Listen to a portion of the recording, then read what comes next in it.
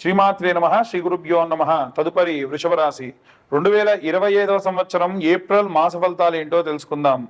ఏప్రిల్లో మేషరాశి వారికి ఎలా ఉంది అంటే, మేషరాశి వారికి విపరీతమైనటువంటి కోపోద్రిక్తంతో కూడినటువంటి కాలం అని చెప్పొచ్చు. ఉదాహరణకు వీరికి అబద్ధం చెప్పినా, ఏదైనా సరే కప్పిపుచ్చాలని చూసినా అంతగా నచ్చదు. కాబట్టి ఈ యొక్క వృషభ రాశి వారికి సంబంధించి ప్రత్యేకంగా ట్రాన్స్పరెన్సీని కోరుకుంటూ ఉంటారు. కాబట్టి ఎట్టి పరిస్థితుల్లో విద్యార్థులు కానీ గృహిణులు కానీ సానుకూలంగా ఉన్నప్పటికీ మీ ఉద్యోగస్తులు ఎవరైతే ఉంటారో హఠాత్తుగా ఉన్నట్టుండి ఉద్యోగంలో నుంచి వెళ్ళమని కానీ డిపార్ట్మెంట్ చేంజ్ అవ్వమని కానీ చెప్పే అవకాశం ఉంది. దానికి కోపం తెచ్చుకోకుండా సానుకూలంగా ఆలోచించండి. వ్యాపార స్థలంలో వచ్చినటువంటి వ్యక్తి ఎవరైనా ఒకళ్ళు మిమ్మల్ని ఉద్దేశపూర్వకంగానే ఏమైనా మాట్లాడడం కానీ ఇబ్బంది పెట్టడం కానీ జరిగే అవకాశం ఉంది. జాగ్రత్తగా ఉండండి. అలాగే ఎవరైతే సినీ రాజకీయ రంగాల్లో ఉన్నటువంటి వారు ఉంటారో ప్రమాదానికి గురయ్యేటువంటి వ్యక్తిని మీరు కాపాడేటువంటి స్థితిలో ఉంటారు. దానివల్ల మంచి కీర్తి ప్రతిష్టలు విపరీతంగా వచ్చే అవకాశం కూడా ఉంది. విదేశాలకు వెళ్ళేటువంటి విద్యార్థులు ఎవరైతే ఉన్నారో మీ యొక్క విద్యకు సంబంధించినంత వరకు మాత్రమే ఆలోచించి మీరు వెళ్ళడం మంచిది. అది వినా ఇంకేమైనా ఎక్కువగా ఆలోచించడం మీకు అంత శ్రేయస్కరం కాదు. వివాహం కోసం ఎదురు చూస్తున్న వారికి ఈ కాలము శ్రేయస్కరమైనటువంటి కాలమే అయినప్పటికీ మొదటి ప్రథమార్థంలో ఉన్నటువంటి సమయమే అనుకూలంగా ఉంది. ద్వితీయార్థం అంత సానుకూలంగా లేదు. అలాగే ఎవరైతే చేతి వృత్తులు కుల వృత్తులు చేసేటువంటి వారు కానీ రైతులు కానీ ఉన్నారో వీలైనంత వరకు కూడా వీరు తాపత్రయపడుతూ చేసేటువంటి పనులలో కాస్త జాగ్రత్త వహించడం మంచిది. అన్ని వర్గాల వారికి సంబంధించి ఎలాంటి రెమెడీస్ తీసుకోవాలి, ఎలాంటి మంత్రపఠనం చేయాలనే విషయాన్ని ఇప్పుడు మనం తెలుసుకుందాం. ద్వాదశ రాశుల వారికి కూడా ప్రత్యేకంగా ఏప్రిల్ మాస ఫలితాల్లో భాగంగా విద్యార్థులకు సంబంధించిన విషయానికి వస్తే, విద్యార్థులకి ప్రత్యేకంగా మనము గణపతికి ఇష్టమైనటువంటి ఉండ్రాళ్లతోని ప్రతి బుధవారము కూడా నివేదన చేసి వీలైతే తేనెతోని పిల్లలకు ఆ యొక్క మోదగములు కానీ ఉండ్రాళ్ళు కానీ తినిపించండి. ఈ ఏప్రిల్ మాసంలో విశేషంగా ఉగాది తర్వాతకి రామనవమి, అలాగే 14వ తారీఖు నాడు ఈ యొక్క మేషరాశిలోకి సూర్యగ్రహ సంచారం, దాన్ని మేష సంక్రమణం అంటారు. అలాగే హనుమత్ జయంతి, ఆ తర్వాతకి నెలాఖరున అక్షయ తృతీయ ఉంది. కాబట్టి విద్యార్థులకి ఇలా చేసిన తర్వాతకి ఆడవారు ఎవరైతే ఉంటారో వారు ప్రత్యేకంగా ప్రతి దానిని కూడా పూజనీయంగా చేయడం మంచిది. అంటే మీరు వంట వండేటప్పుడు వీలైనంత వరకు స్నానమాచరించే చేయండి. వీలైనంత వరకు కాదండి, ఖచ్చితంగా స్నానమాచరించే మీరు వంట చేయండి. మీరు స్నానం చేసిన తర్వాతకే ఇల్లు కూడా ఊడవండి. అలా కాకుండా చేస్తే జ్యేష్ఠాదేవికి నచ్చదట. ఇంటికి దరిద్రదేవత రాకుండా ఉండాలి అంటే ఈ నియమం పాటించండి. అలాగే ఎవరైతే ఈ యొక్క వంట చేసేవారు నిత్యాగ్నిహోత్రులు కాబట్టి ఆడవారందరూ కూడా స్నానం చేసిన తర్వాతకి ప్రముఖ్యమైనటువంటి రోజులలో, ఉదాహరణకు శుక్రవారం కానీ గురువారం కానీ మంగళవారం కానీ వంట చేసేటువంటి పాత్రలు, వంట చేసేటువంటి గ్యాస్ స్టవ్ని నీట్గా తుడుచుకొని బొట్టు పెట్టుకున్న తర్వాతకి వంటను ప్రారంభించండి.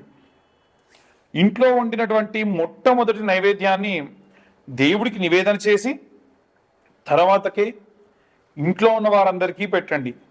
వీలైతే పూర్తిగా వండినటువంటి అన్నం గిన్నెను తీసుకెళ్లి దేవుడి దగ్గర పెట్టి కాస్తంత నెయ్యి వేసి చిటికెడు ఉప్పు వేసి దేవుడికి నివేదన చేసిన తర్వాతకే ఇంటిల్లిపాది తీసుకోండి.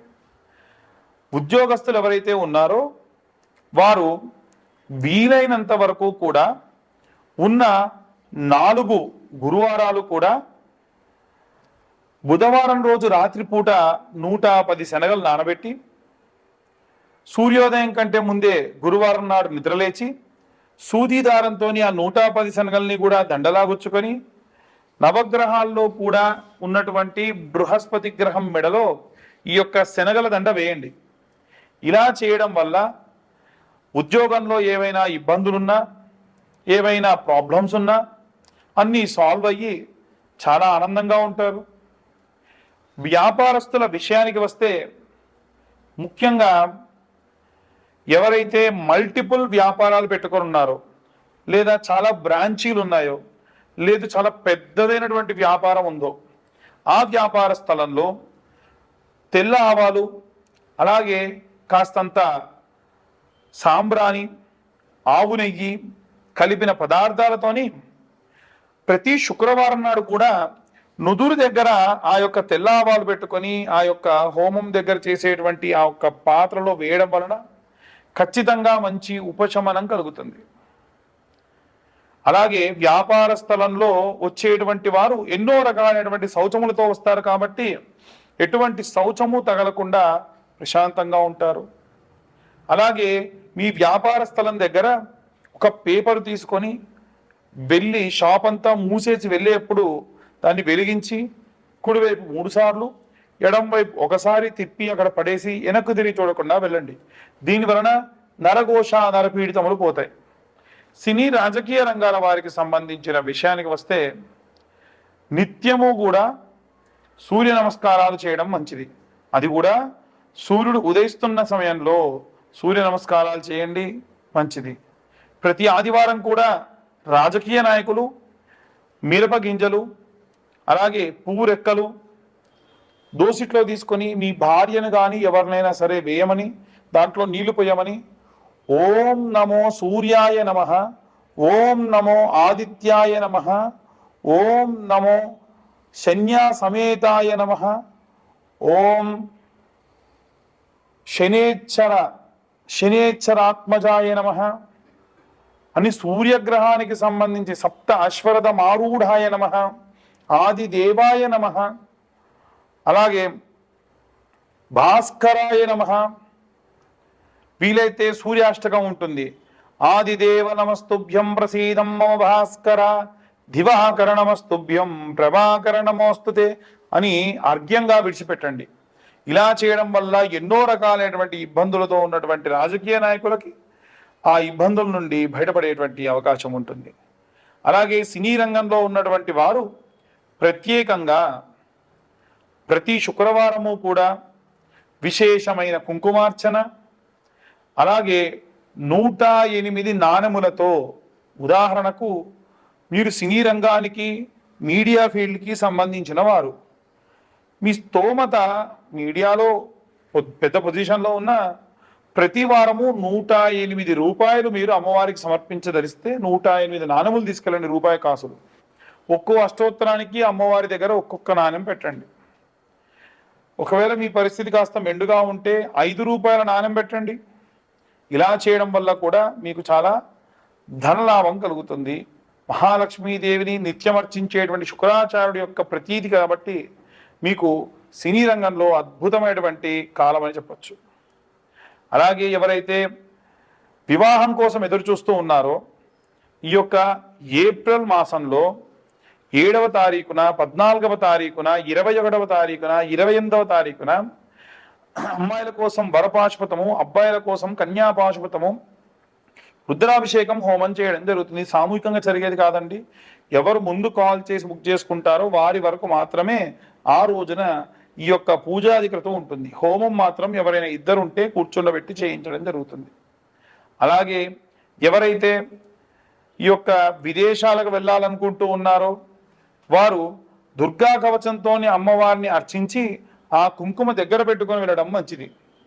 అలాగే ఎవరైతే రైతులు, సినీ రాజకీయ రంగాల వారితో పాటుగా రైతులు, కులవృత్తులు, చేతి వృత్తులు చేసేటువంటి వారు సుబ్రహ్మణ్యేశ్వర స్వామికి అభిషేకం చేయించి ఆ అభిషేకం చేసి పడినటువంటి ఆ పాలని, నీటిని తీసుకుని వెళ్ళి మీ పొలంలో చల్లుకోవడం వల్ల విశేషమైనటువంటి ఆ యొక్క భూ సమృద్ధి కలుగుతుంది. అలాగే పిల్లల దగ్గర లేకుండా వృద్ధాప్యంలో ఉన్నటువంటి వారికి 5 సోమవారాల పాటు కొబ్బరి బొండా కొట్టి ఆ నీళ్ళు అలాగే తీసుకొని వెళ్ళి శివుడి పైన మీ చేతితోనే అభిషేకం చేయడం వలన శారీరకమైనటువంటి బాధలు, రుగ్మతల నుండి దూరం అవుతారు. ఇక అందరూ కూడా విశేషంగా సంపెంగ నూనెతో కానీ, విప్ప నూనెతో కానీ, అలాగే ఆముదంతో కానీ, నువ్వుల నూనెతో కానీ, ఆవు నెయ్యితో కానీ, కొబ్బరి నూనెతో కానీ, గానుగ నూనెతో కానీ, సన్ఫ్లవర్ ఆయిల్తో కానీ, ఇవన్నీ కలిపిన వాటితోనైనా సరే దీపారాధన చేయడం మంచిది. నిత్యం ఉదయం ప్రాతకాలంలో అలాగే ఈ సాయం సమయంలో కూడా ఈ యొక్క దీపారాధన చేయడం వల్ల విశేషమైనటువంటి ఇంటికి ఉన్నటువంటి పీడితములు పోతాయి. ఈ యొక్క రెమెడీస్ అందరూ పాటించి ఎంతో సుభిక్షంగా ఉండాలని కోరుకుంటున్నాను. ఎవరైనా జాతకం కోసం కావాలి అంటే కింద ఉన్న నెంబర్కి మీ యొక్క డీటెయిల్స్, పేరు, డేట్ ఆఫ్ బర్త్, టైం పంపించండి. 2025 సంవత్సరంలో కేవలం 2025 రూపాయలు మాత్రమే ఛార్జ్ చేయడం జరుగుతుంది. సర్వే జనా సుఖినో భవంతు. స్వస్తి.